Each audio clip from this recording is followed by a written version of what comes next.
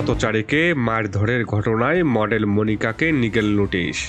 ঢাকার গুলশানে প্রকাশ্যে এক পথচারীকে মারধর, ভিডিও ভাইরাল। আর এখন সেই ঘটনার জেরে রুশ বাংলা মডেল মনিকা কবিরকে পাঠানো হয়েছে নিগেল নোটিশ। কিন্তু প্রশ্ন হচ্ছে, এই ঘটনা কি শুধু ক্ষমা চাইলে শেষ, নাকি হতে পারে আরও বড় ধরনের আইনি ব্যবস্থা?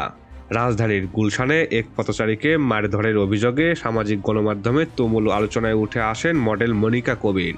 ঘটনার একটি ভিডিও ফেসবুকে ছড়িয়ে পড়ার পরপরই শুরু হয় ব্যাপক সমালোচনা ও বিতর্ক। এরপর বুধবার 11 মার্চ সুপ্রিম কোর্টের আইন অনুযায়ী জান্নাতুল ফেরদাউস ডাকযোগে মনিকা কবিরের কাছে একটি নিগেল নোটিশ পাঠানো হয়। নোটিশে বলা হয়েছে, মনিকাকে প্রকাশ্যে ক্ষমা চাইতে হবে এবং ভবিষ্যতে এমন অশালীন ও বিতর্কিত কন্টেন্ট তৈরি থেকে বিরত থাকতে হবে।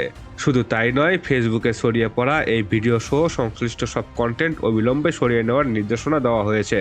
এছাড়াও তার বাংলাদেশে থাকার বৈধতা নিয়ে প্রশ্ন তোলা হয়েছে। তার কাছে জানতে চাওয়া হয়েছে তার কি বৈধ ভিসা ও ওয়ার্ক পারমিট রয়েছে কিনা। নোটিশে স্পষ্টভাবে বলা হয়েছে, 7 দিনের মধ্যে যথাযথ ব্যবস্থা না নিলে তার বিরুদ্ধে ঢাকা মেট্রোপলিটন অধ্যাদেশ 1976, সাইবার সুরক্ষা অধ্যাদেশ 2025 এবং দণ্ডবিধি 1860 অনুযায়ী আইনি ব্যবস্থা নেওয়া হতে পারে। একটি ভাইরাল ভিডিও, একটি মারধরের ঘটনা, আর এখন আইনি নোটিশ। আপনার কি মনে হয়, এই ঘটনায় কি মনিকা কবিরের বিরুদ্ধে কঠোর আইনি ব্যবস্থা নেওয়া উচিত? কমেন্ট বক্সে আপনার মতামতটুকু কমেন্ট করতে ভুলবেন না। আমার চ্যানেলটি এখনো যারা সাবস্ক্রাইব করেননি, অবশ্যই সাবস্ক্রাইব করে পাশে থাকবেন।